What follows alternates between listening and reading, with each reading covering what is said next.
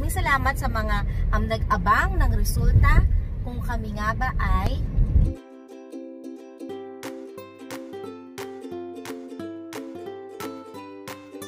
welcome back to Ma'am Teach Channel. This is Lynn. Nako, nandito na naman ulit ako sa labas.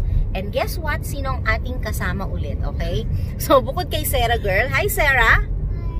Hi, Kalex! Hi! Kasama ulit natin si Maring Ara! Okay? Okay. So, bakit nga ba natin siya kasama? Kasi, malapit na po yung school. So, mag-start na rin kami ni Maring Arang mag-prepare ng classroom. So, naisipan namin ngayon na mamili na rin ang mga gagamitin namin para sa aming classroom. At the same time naman ako, kailangan kong mamili ng gamit para sa mga bata. Dahil nga, malapit na rin ang pasukan, kailangan nila ng sapatos at ng kanilang school supplies. Pero aside from that, okay, itong vlog na to ay para sabihin sa inyo ang isang malaking good news.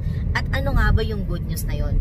Remember, dun sa last vlog ko, nung after namin magpa-swab ni Maring Ara, ang nabanggit sa amin ng mga nurses ay results might come out ng 2 to 3 days. So, today, we were surprised kasi maagang dumating yung resulta. And this morning, tinawagan nga kami. Yung tinawagan muna, sinabi nga na, thank you Lord, na negative naman po ako. So, maraming salamat naman talaga. So, syempre, excited na excited ako at talaga namang natuwa ako sa balita. Kaya tinawagan ko agad si Maring Ara. Ano nangyari naman sa'yo? Ano nangyari sa'yo?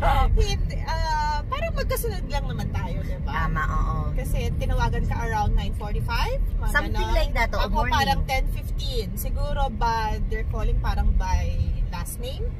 Kaya, that's right. Kaya nauna akong tawagan.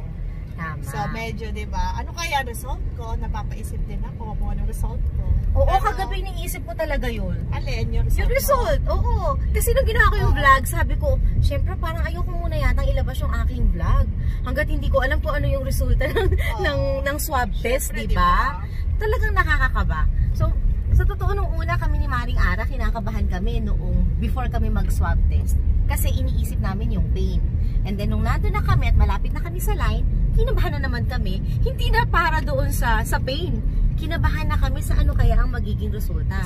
So, kagabi, yun na talaga ang aming pinag-uusapan.